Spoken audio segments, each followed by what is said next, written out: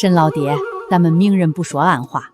督军府里少帅虽说病得重了些，急着找个八字相合的姑娘冲喜，但这排场这姻缘，那可是别人几辈子都挣不来嘞。督军府的少帅快病死了，城里都知道。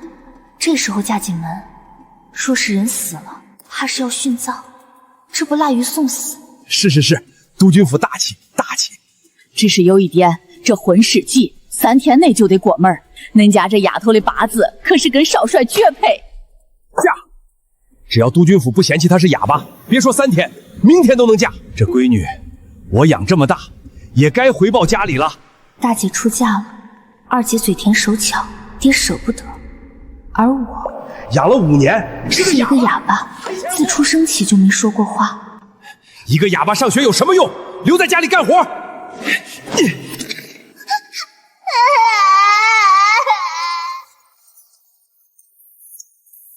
赔钱！用我这个看不顺眼的哑巴换这么多钱，在他心里值了。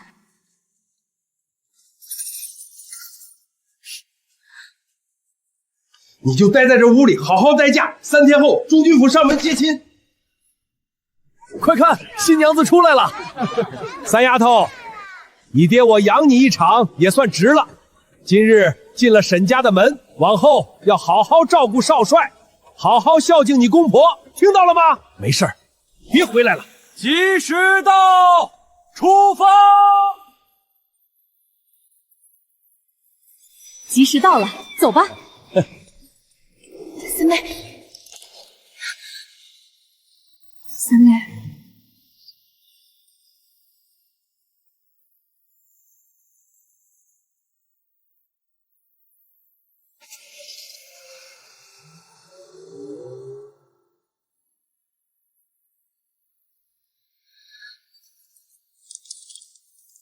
是二姐最爱吃的酥饼，碎成这样，也不知道她为了不被爹发现，在怀里捂了多久。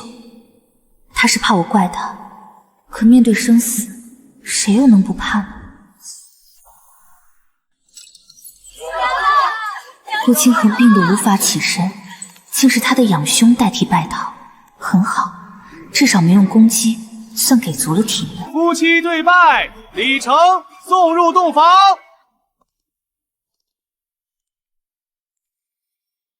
少奶奶，几时将就，莫停。传言不假，这棺材实够大，装2个人绰绰有余。少帅，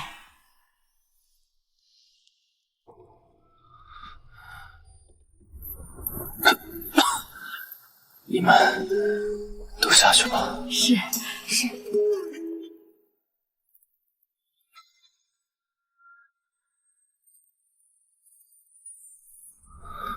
姑娘，娶你不是我的本意，我不想因我之过害死任何一个无辜之人。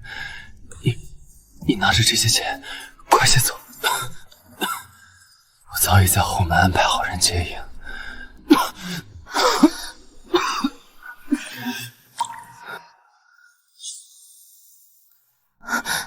我没事，莫要叫人，可以帮我倒一杯水吗？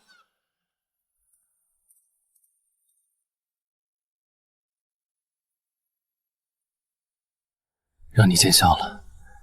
我这身子什么情况我自己知道，本不该再害一个无辜的姑娘，可未曾想到家父家母执拗至此，我拗不过他们说辞。抱歉，你放心，今日你离开之后，所有的事情我都会安排好，绝不会连累你和你的家人。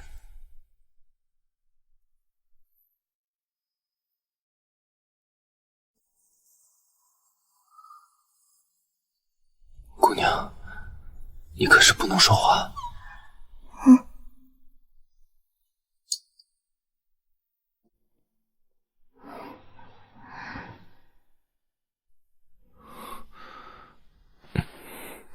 姑娘，既然你不肯走，那当是顾某的贪心吧。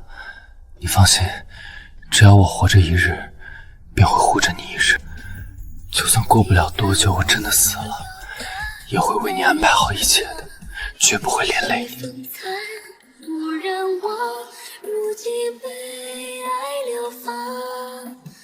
顾清河，你会长命百岁。姑娘，你刚才是说话了吗？兴许是我听错了，他若是能说话，怎么可能看上我一个废人？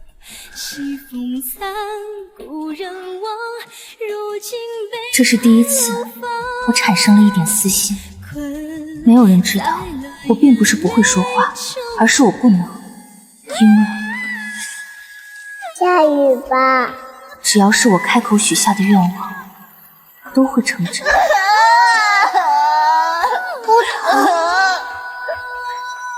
我这份能力代价极大，自幼情感淡漠，从未有人真正在意过我的意愿和感受。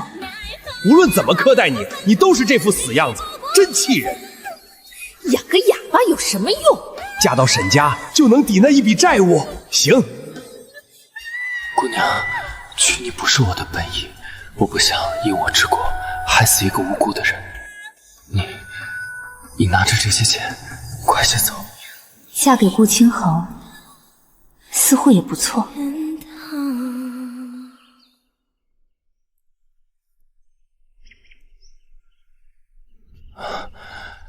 可以扶我起来吗？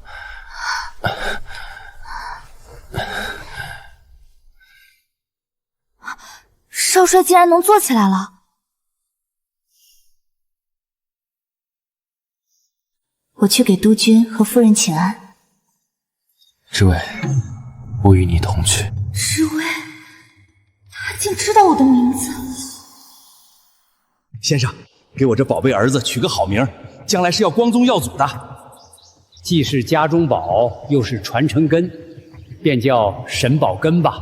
好名字，沈宝根。那这丫头片子的名字呢？既然是龙凤胎，那便顺当赠你个名字，叫沈之威吧。托阿弟的福，算命先生随手附赠，我才没像大姐二姐一样被唤作大丫二丫，得了个沈之威的名字。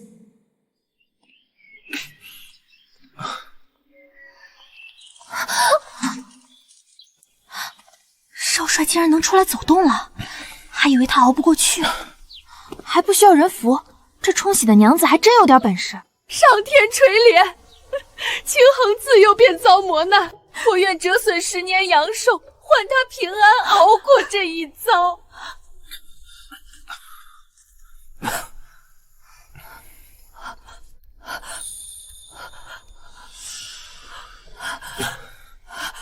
我儿，你好了？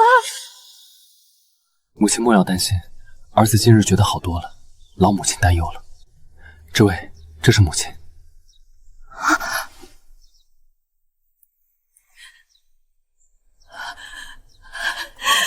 好孩子，娶你真是娶对了，清衡都能下床了。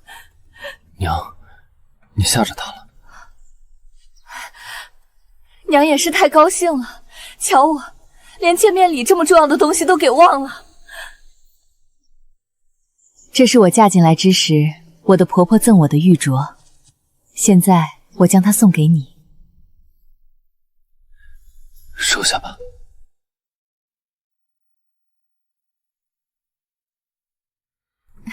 都别站着了，你父亲回来了，先去吃饭吧。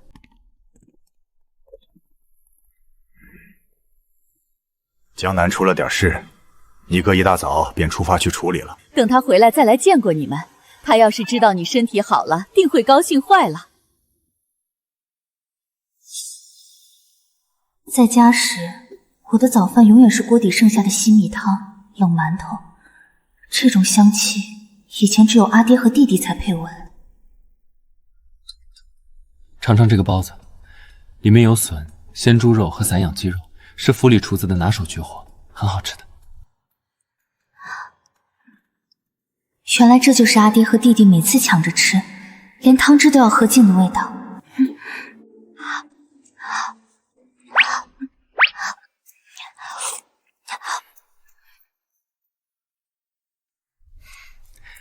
这位，早餐莫要吃太多，容易积食胃胀。你若是喜欢，我让厨房每天都给你做，顿顿不重样。完了，我一定像个没吃过饱饭的饿死鬼，丢尽了他的脸。不妨事，不妨事，能吃是福。大孩子，吃得多说明身体好，在督军府不用拘束，想吃什么便吃什么，不必委屈自己。从前在家，是不是从没吃过一顿饱饭？母亲，志威只是第一次吃到合口的膳食，往后慢慢调养就好。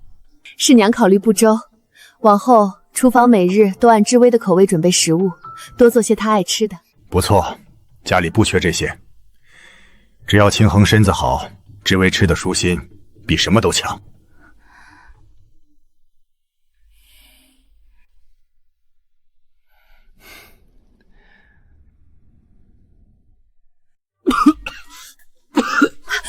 怎么，志威，快扶他回去躺着休息，可不能着凉。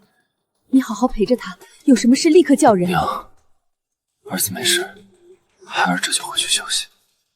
别怕，我没事，咱们回去吧。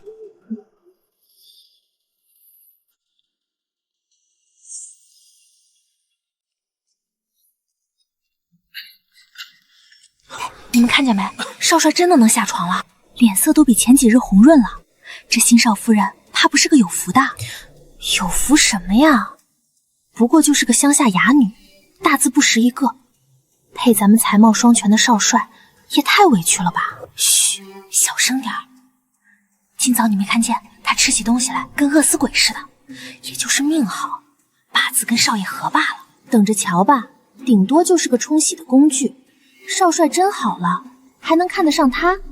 到时候还不是要被送回乡下？志威，不必放在心上。你是我明媒正娶的少帅夫人，在这督军府，没人有资格议论你、轻贱你。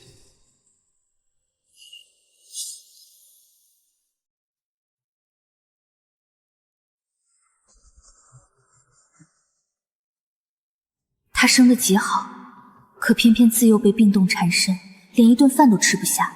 他对我好，我也想让他好得快些。少帅夫人，您怎么到这儿来了？少帅的膳食有人专门负责，您若是饿了，我给你端些点心去偏房就是了。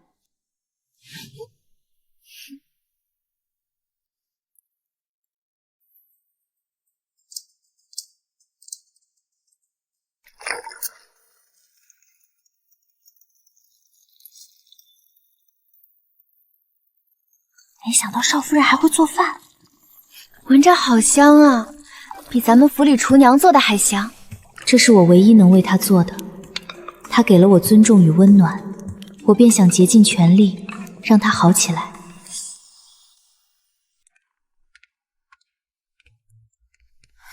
少帅夫人，您站住！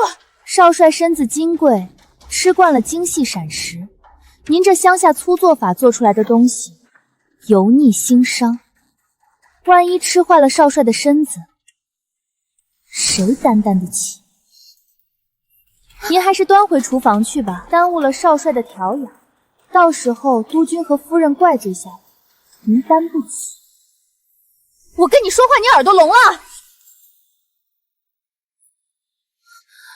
志威，怎么不见了？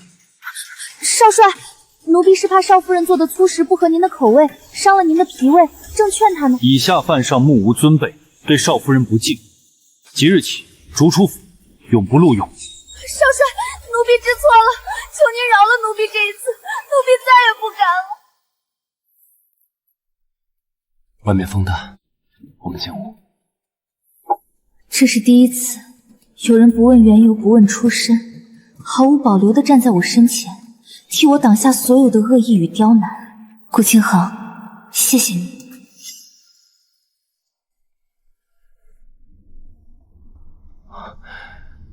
这是志威亲自给我做的，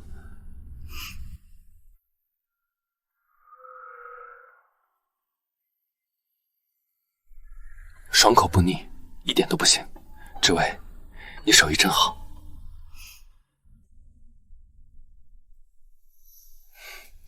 志威，你识字吗？乡下丫头哪有资格学认字？家里的钱都紧着弟弟，像我这样的哑巴，活得已是不易，读书识字更是连想都不敢想。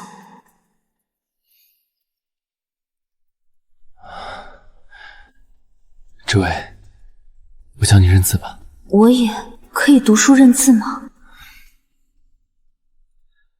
往后我每日教你认字，好不好？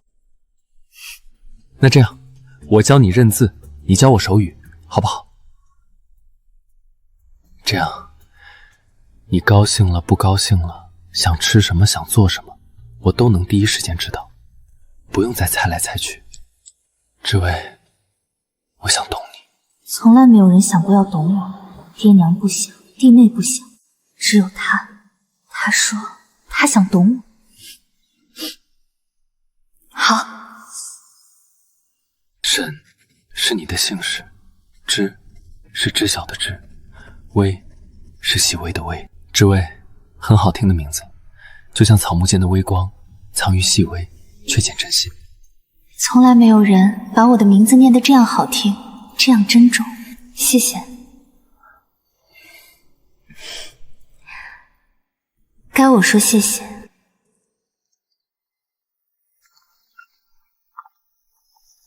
少帅现在身子越来越好了，对少夫人真是疼到了骨子里，谁还敢小瞧他呀？这个字是平安的安，我最大的心愿就是知微一生平安，岁岁安乐。我的心愿是你长命百岁，一生安康。好，我们一起长命百岁，岁岁平安。顾清衡，你会长命百岁的，一定。少帅夫人，夫人请您去一趟她的院子。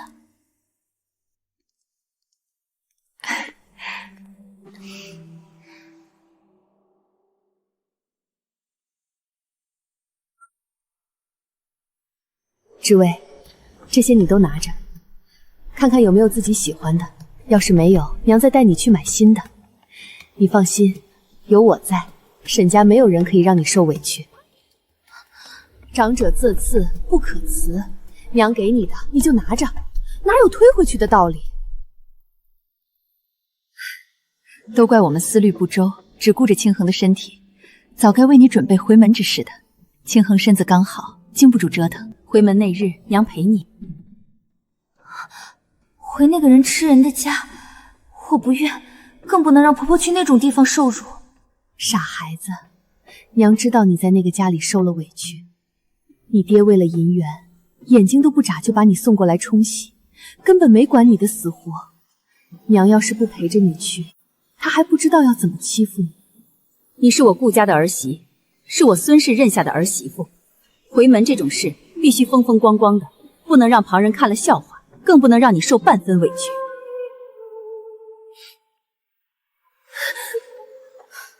好孩子，别怕，有娘在呢。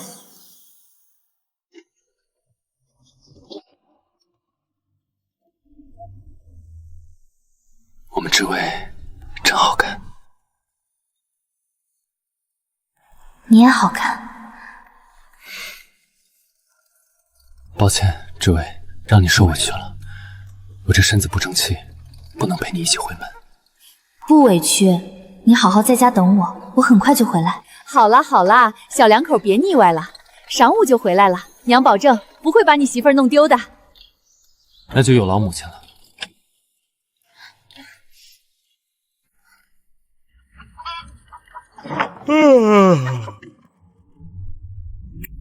死丫头，你回来干什么？好啊，你是不是偷偷从沈家跑出来了？死丫头，你要害死我呀！要死就在外头，别连累你老子！住手！知微现在是我督军府明媒正娶的少帅夫人，岂是你说打就能打的？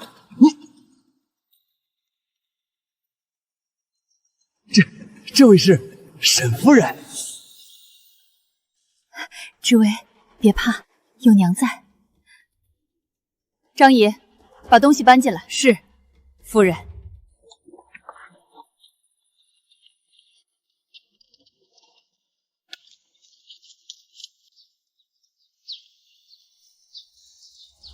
亲家母，误会，都是误会。这丫头不懂事儿，我这也是怕她在督军府闯了祸，丢了你们督军府的脸，一时着急，不是真的要打她。三丫头，你看你回门怎么不提前跟爹说一声，爹也好给你准备点你爱吃的。亲家客气了，今日我们来，一是按规矩回门，二也是跟亲家说清楚，知薇嫁入我督军府，便是我督军府的人，是我孙氏的亲儿媳，往后她的荣辱便是我督军府的荣辱。谁要是敢欺负她，便是跟我督军府作对，跟我孙氏作对。当初的聘礼，我们沈家一分没少给，知薇的生养之恩也算还了。往后还望亲家能遵守当日的诺言，不要随意去督军府打扰知薇，更不要想着用什么换什么好处。是，亲家说的是，我都记住了。三妹，三妹，你多保重。走，跟娘回家。从今日起，我与这个家便再也没有关系了。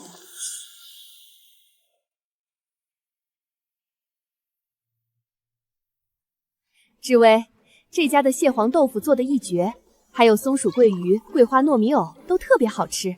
今儿个咱娘俩好好下个馆子。吃完饭，娘再带你去逛逛百货公司，我们一起挑些喜欢的首饰和衣裳。你呀，穿的也太素了些，小姑娘家的穿亮些的才好看。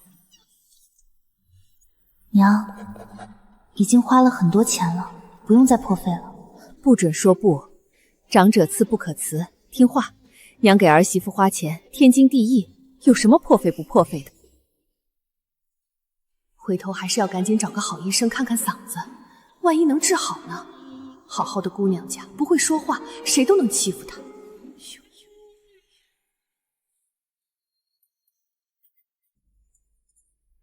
太太，您的汤齐了。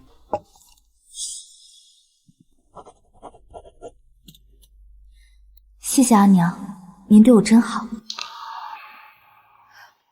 知薇，是我要谢谢你才对。另外，娘也要给你说声抱歉。非要娶你过门，是有我的私心在的。冲喜是我们全家最后的希望了，更何况我也不想我的儿子走的时候是孤单的。我也知道你一定听过那些流言，说我督军府找的不仅是冲喜的媳妇，更是为了要殉葬。娘不否认，一开始我是有过这样的想法，请你原谅一个母亲在面对将要失去自己孩子时，因为悲痛产生的不理智行为。知薇，你是一个很好的姑娘，那样的想法我早已打消。日后就算亲婚有了不测，你想走想留，我督军府绝无二话，绝不会亏待你半分。阿娘，我不怪你，我很庆幸能遇见您和清河。好孩子，真是个好孩子。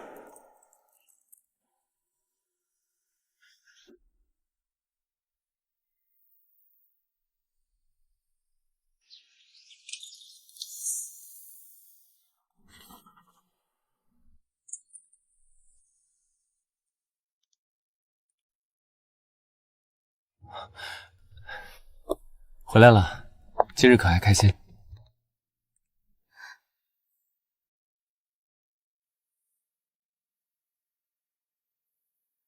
晚间天凉，怎么不盖好被子？小心受寒。是我疏忽了，下次一定注意。你不在，我一个人睡不着，便看会儿书等你。今日回门，沈家有没有为难你？饭店的菜好不好吃？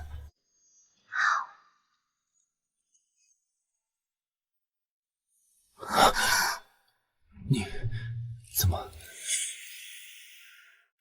看来我家的小丫头今天受委屈了，是不是卖糖葫芦的老大爷今日没有出摊？这样吧，过2日我陪你出去逛逛好不好？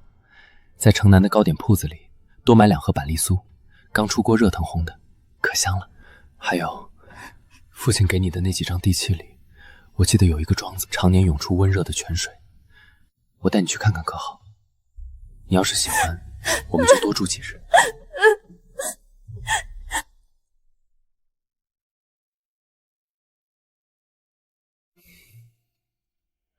志伟，困不困？我送你回房睡好不好？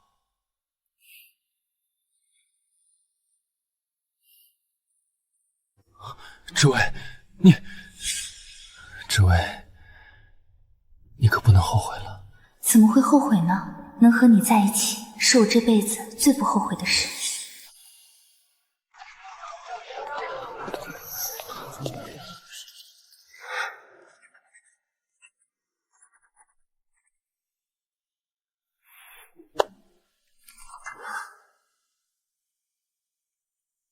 二少奶奶出身那么低，少帅现在身子大好了，怎么可能还要他？是啊，我昨个还听人说刘司令家千金正打听咱们少帅呢，这哑巴好日子到头喽！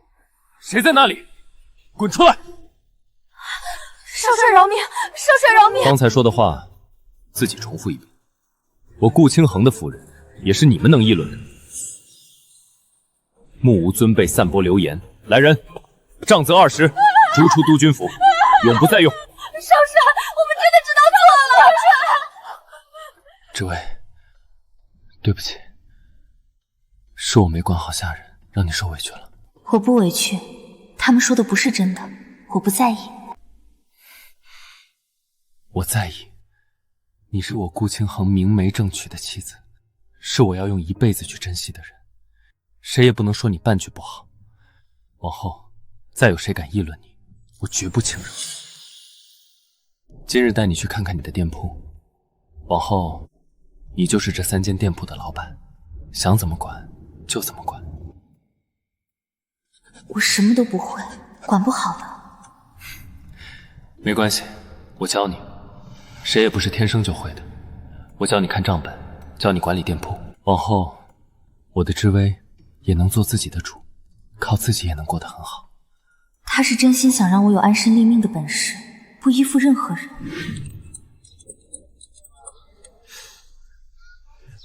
哎呦，少帅，少帅夫人，什么风把您二位吹来了？快请坐，快请坐。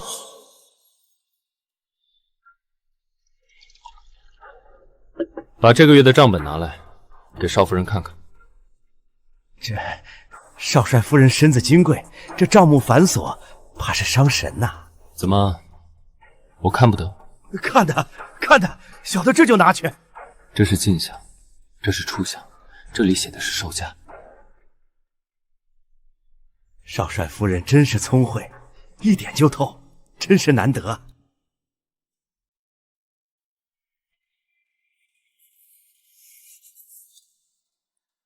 账本有问题，新款旗袍的损耗数字非常惊人。王掌柜，这丝绸的进价比市面上高了20%，这就罢了，为何这半年上好的旗袍损耗如此之大？都去哪儿了？少帅，少帅夫人，小的，这都是意外。意外？你是把我当傻子，还是把少夫人当傻子？知生信任，你就是这么回报他的。这位，这铺子是你的，这人也是你的下属，你说该怎么处置？追回所有贪污的银两，报官处置，永不录用。好，来人，就按我们知微说的办。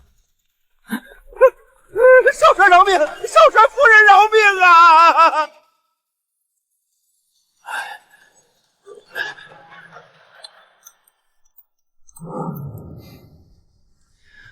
我们知微真厉害，第一次管店铺就这么有章法，比我想象的还要厉害。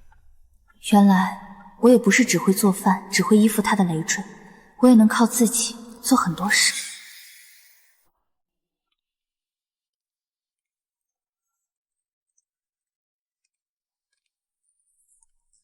三姐，你可算回来了。三妹，对不起，我们不是故意来打扰你的，实在是没办法。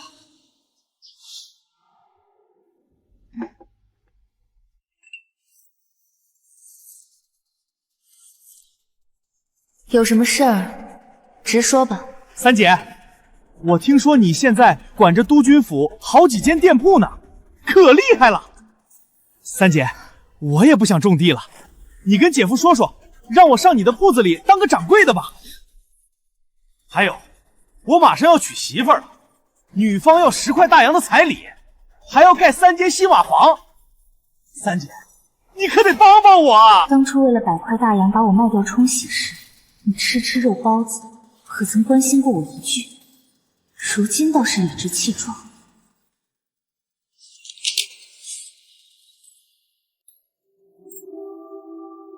沈知薇，你别给脸不要脸！要不是爹把你送进督军府，你哪有今天的好日子？现在让你帮衬一下家里，你就推3阻4，你个忘恩负义的白眼狼！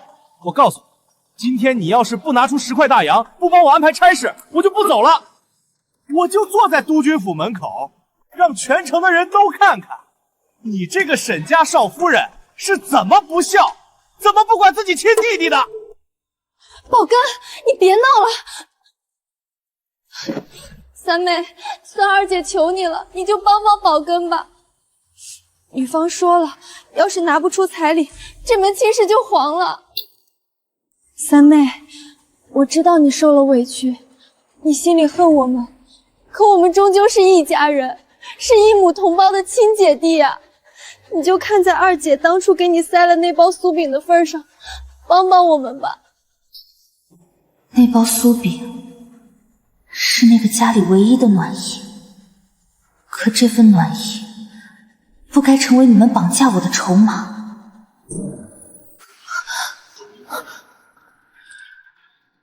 你们在做什么？姐夫，您也在啊？知薇，他们有没有欺负你？没事，我能处理好。好。当初阿爹用100块大洋把我卖给沈家冲喜，生养之恩早已还清，我与沈家早已两清。你们的日子过得好与不好，都与我无关。我不会给你们大洋，更不会给沈宝根安排差事。当初二姐给我的那包酥饼，我记着情，这1块大洋还你的情，从此以后姐弟情分到此为止。三妹，沈知薇，你打发叫花子呢？1块大洋就想把我们打发了？我告诉你，没门儿！今天你要是不拿出50块大洋，我就……你要在我督军府撒野，还是要动我的夫人？我来人，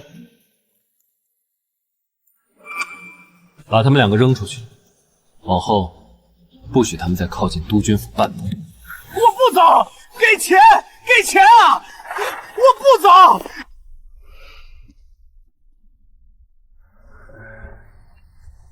都过去了，知薇，往后有我在，再也没有人能让你做任何不想做的事。谢谢你，顾清河，是你让我有了彻底了断过去的勇气。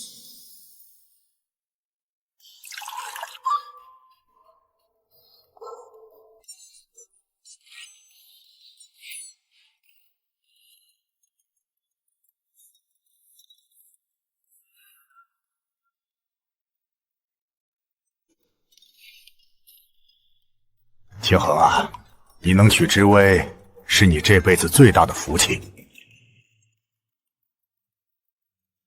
儿子知道。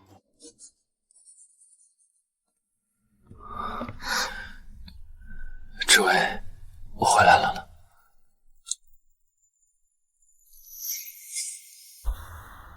累不累？我给你炖了汤，在灶上温着。还是我们知薇最疼我。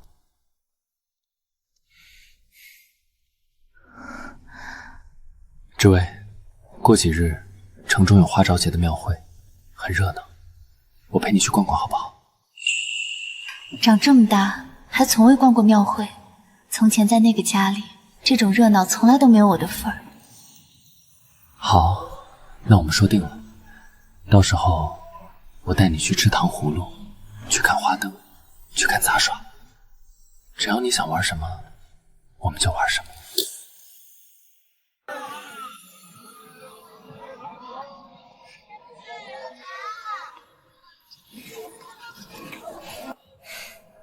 慢点吃，没人跟你抢。喜欢的话，我们再买2串。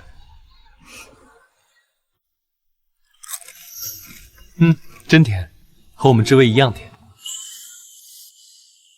青魂哥，真的是你？宋小姐，青群哥，好巧啊！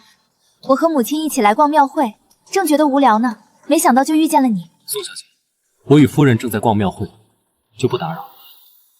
青群哥，我听说你最近在处理江南的政务，正好我父亲有个朋友在江南，说不定能帮上你什么忙呢。多谢宋小姐好意，不过督军府的事务自有我们自己的安排，就不劳宋小姐费心。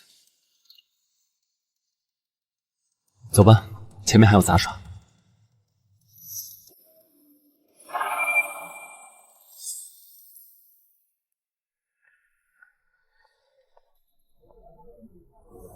哟，这不是少帅夫人吗？怎么一个人出门啊？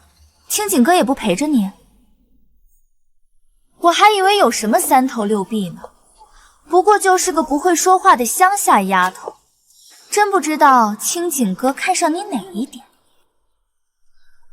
你要是有半点自知之明，就该自己滚蛋，主动和青恒哥离婚，别再占着少帅夫人的位置不放。你个哑巴，我跟你说话呢，你听见没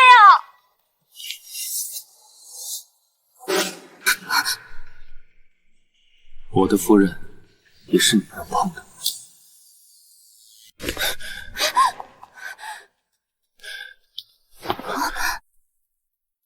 宋曼宁，你刚才说什么？再说一遍。青恒哥，我只是想跟他说几句话而已，是他不理我。跟他说话？你就是这么跟他说话的？当众羞辱他，骂他是乡下哑女，还要动手打他？苏曼宁，我告诉你，沈之薇是我顾清衡明媒正娶的妻子。别说她只是不会说话，就算她是个瞎子、瘸子，也是我顾清衡这辈子唯一的妻子，轮不到你来指挥。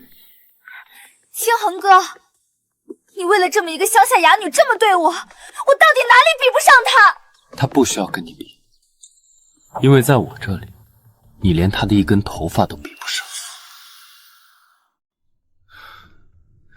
这位有没有吓到？他有没有伤到你？宋小姐，今日之事，我会亲自登门，跟宋司令好好说道说道。我倒要问问，宋司令就是这么教你吗？教他当众羞辱杜军府家眷，教他动手打人？青衡哥，不要，我错了，我再也不敢了。我给少帅夫人道歉，对不起，少帅夫人，我错了，求你原谅我这一次。志伟，你想原谅他吗？算了，我们回家吧。好，我们回家。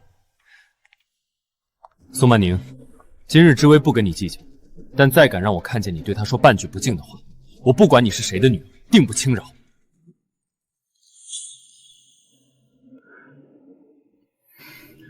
志伟，对不起，都是我的错，我不该让你一个人出门，让你受了这么大的委屈。不怪你，是我自己要去铺子的，而且你已经护着我了，我不委屈。志伟，有件事，我想当着所有人的面跟大家说清楚。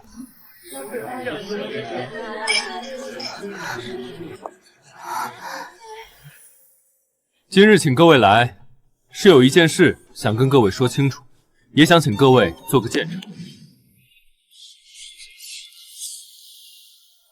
我督军府有家规，顾家子弟一生只娶一妻，不可纳妾。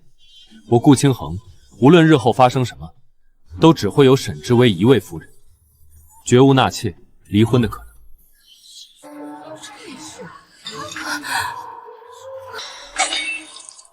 沈之薇是我明媒正娶的夫人，是我顾清环心尖上的人。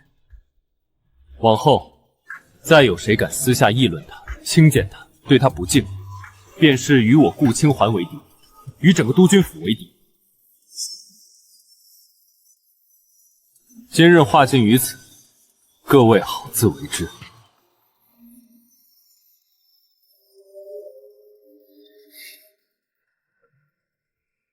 长这么大，所有人都觉得我是个累赘，是个上不了台面的哑女。只有他把我当成珍宝，给了我最大的尊重与体面。顾清河，谢谢你。那日宴席过后，全城再无人敢轻视我，就连宋司令也带着宋曼星登门道歉，再不敢有半分不敬。日子过得平顺而安稳。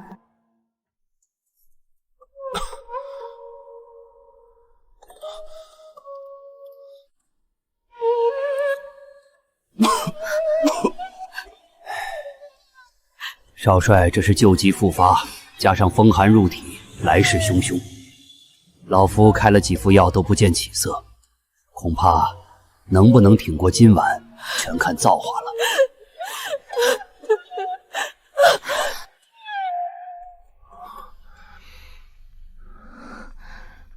知薇，知薇，别怕。我不信你会这么离开我。我们说好的要一起去看江南水乡，大漠落日。顾清河，你不能食言。顾清河，你会平安无事，岁岁安康，长命百岁。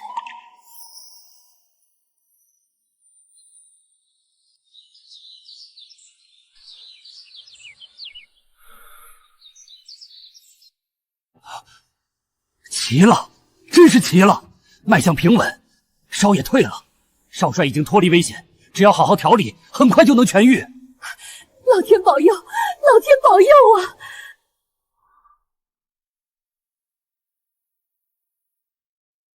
我又一次听到了那个声音，我知道是你救了我，知薇。知薇，以后不要再为我开口了，好不好？我知道你的言灵是要付出代价的。星魂夜，你开口说我会长命百岁，我的身子就好了起来。这次我病危，你开口我就醒了。你都知道了？傻瓜，我怎么会不知道？我从小博览群书，看过古籍记载，言灵一族天生口不能言，一旦开口，所许愿望必会成真，却要以自身的福寿甚至性命为代价。我早就该想到的。星魂夜，你明明是个哑巴，却突然开口说我会长命百岁。从那之后，我的身体就一天比一天好。我怎么会傻到真的以为是冲洗有用？知薇，我不要什么长命百岁，我不要你用你的命来换我的命，我只要你平平安安。要是我的命需要用你的来换，那我宁愿不要。我愿意，顾清河，只要你能好好的，我什么都愿意。你给了我从未有过的家，给了我尊重，给了我爱，能换你长命百岁，是我这辈子最心甘情愿的事。傻瓜，你真是个傻瓜！没有你，我就算活100岁，又有什么意思？知薇，我们说好的，要一起长命百岁，一起看遍山河。好，我们一起长命百岁，岁岁年年，永不分离。打开看看。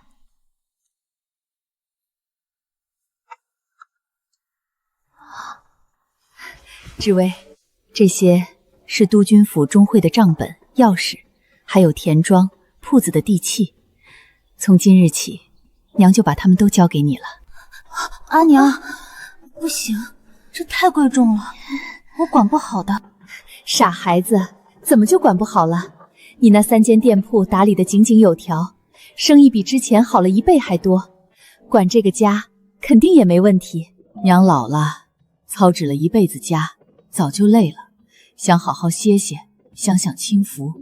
更何况这个家迟早是要交给你的，你是清衡的妻子，将来就是督军府的女主人。这些日子娘都看在眼里，你性子沉稳，做事有章法，更重要的是你对清衡真心实意，对我们老两口真心孝顺。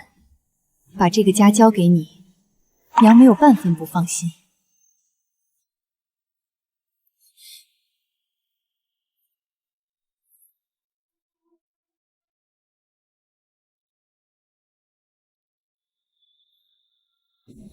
谢谢阿娘信任，我一定好好管家，不会让您失望的。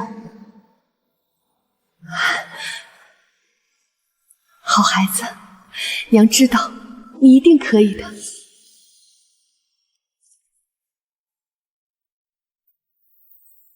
少帅夫人，这账目繁琐，您要是看不懂，我可以帮您看看，免得出了差错，夫人怪罪下来。这几笔采购的账目对不上，长妈，你是自己领罚，还是我请家法？少帅夫人饶命，老奴知错了，老奴再也不敢了。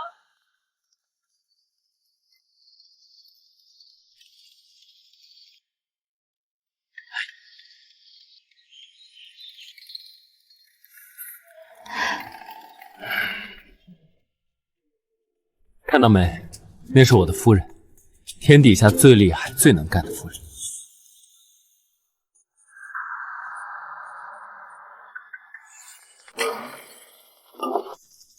沈知微，你好大的胆子！谁给你的权利？停了我们的月例？就是一个乡下哑女，刚长家没几天，就骑到我们头上来了。我们可是陆家的长辈，赶紧把月例给我们补上，再磕头道歉，这事儿就算了。不然我们就去找大哥大嫂评理去。督军府的月例是给未做出贡献的族人的，诸位拿陆家的月例，却从未为百姓做过半点事。你就算没功劳也有苦劳，我们可是姓陆的。反倒是有人暗中挪用府里的银子，中饱私囊，账目上都记得清清楚楚。若是各位不服，我们可以一起去找大帅，当着全族的面，把账目一笔一笔算清楚，看看谁对谁错。二伯，要是真站到全族面前，咱们挪用银子的事儿，侄媳妇儿，话也不能这么说。我们都是督军的族人，就算没做什么贡献，也该有口饭吃。想要月例也可以，城里的店铺缺人手，各位可以去做事，凭本事赚份子，多劳多得。若是只想不劳而获，一分没有。姓沈的，你别太过分了，这是陆家。二爷爷，各位长辈，知微说的就是我的意思，也是督军府的规矩。你们要是想拿月例，就上铺子里做事；要是不想做事，就安分守己的待着，别再来这里为难知微，否则别怪我这个晚辈不留情面。走。我们知微真厉害。面对这群老狐狸，都能从容不迫，把他们治得服服帖帖。我知道，无论发生什么，你都会站在我身后，做我最坚实的后盾。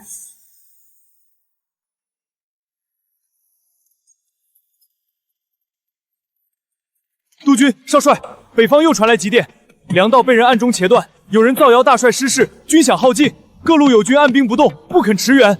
这是有人要断我命脉，置我督军府于死地呀！父亲莫慌，我已经派人加急押运粮草。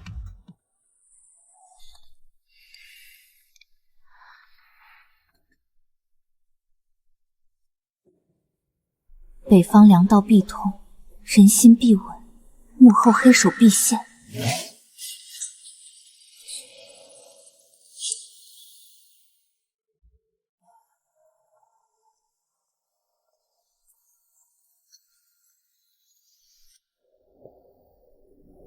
弟妹，受大哥一拜。这次北方能渡过难关，全靠你。清衡都跟我说了，是你一次次护着清衡，护着陆家。以前我总觉得清衡娶一个乡下哑女，委屈了她。可现在我才知道，能娶到你，是清衡这辈子最大的福气，也是我们督军府最大的福气。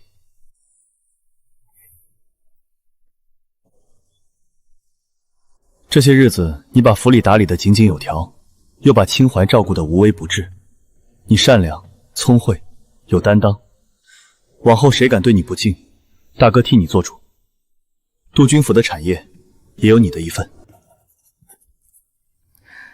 大哥客气了，清衡是我的丈夫，督军府的家，我自然要尽心尽力。好，我们是一家人。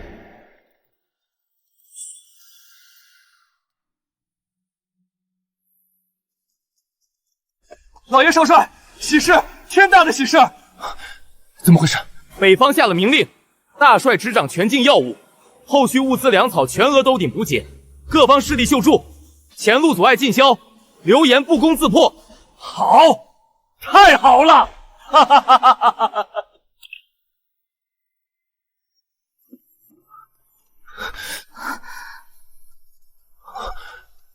这位是你对不对？傻瓜，我的傻姑娘，怎么这么傻？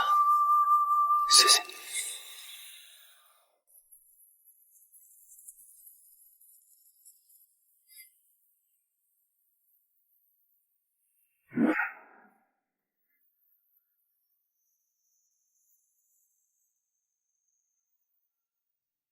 这就是家，是我梦寐以求却从未敢渴望的家。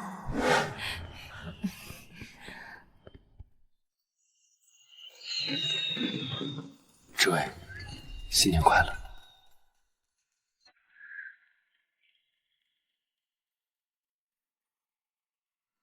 顾清衡，新年快乐！岁岁年年，我们都要在一起。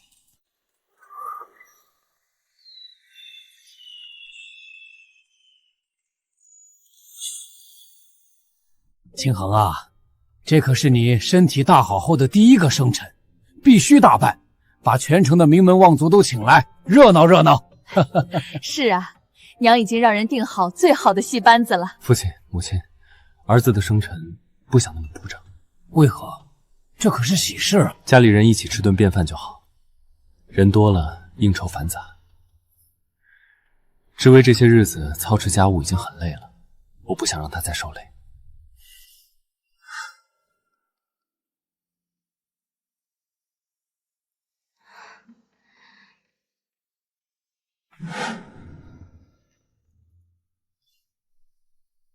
二弟，这是大哥送你的生辰礼，上好的西洋手表。我知道你什么都不缺，能给你的只有独一无二的平安。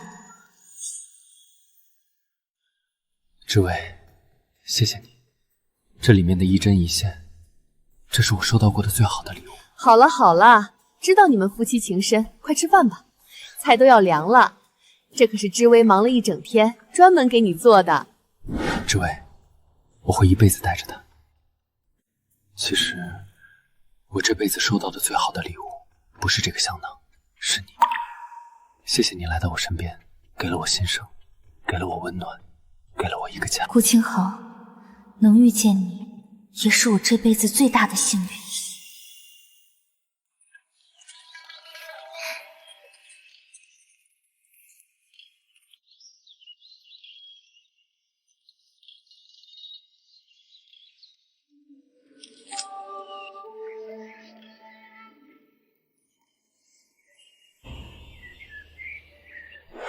桃之夭夭，灼灼其华。之子于归，宜其室家。知薇，嫁给我，你后悔吗？我从来没有后悔过，嫁给你是我这辈子做过的最对的决定。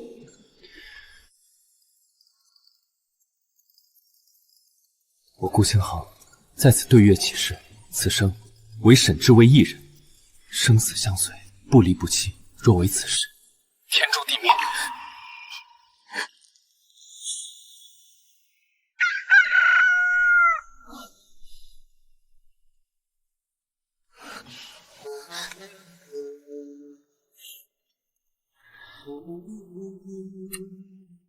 你是我的妻子，我看自己的妻子天经地义。好了，不逗你了。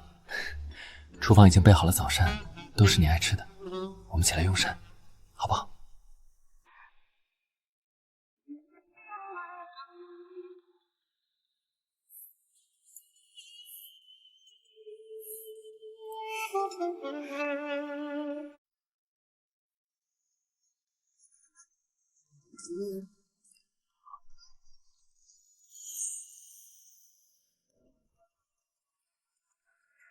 听说了吗？少帅说了，这辈子只娶那个乡下丫头。什么乡下丫头？那是少帅夫人，听说宠到骨子里了。要说这督军府少帅当众聚了所有名门闺秀，只为了那一位，这就是所谓的愿得一心人，白首不相离呀。哎呦，这不是督军夫人吗？这就是少帅夫人吧？真是百闻不如一见，生得这般标致。是啊，早就听说少帅夫人把督军府打理得井井有条，沈夫人您可真有福气。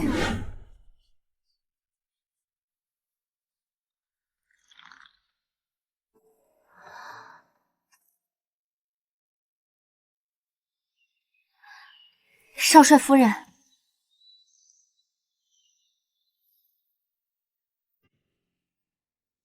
之前的事是我对不住你，之前的事我已经放下了。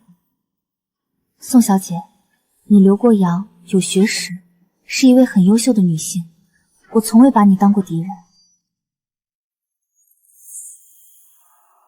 志薇啊，你看，现在所有人都敬你服你，人只有自己支腾起来，才能活得体面。从前娘总怕你受委屈，但你比任何人都坚韧。往后啊，你想去哪儿都行。娘，这些都是您和清衡给我的底气。闺女，你会说话。好，真是太好了。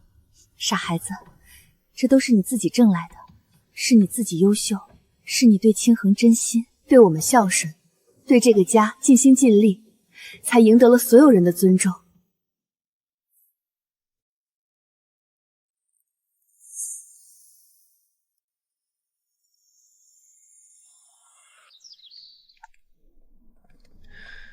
今日玩得开心吗？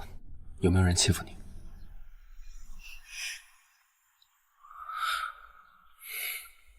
有你在，有家人在，我永远都不会再害怕了。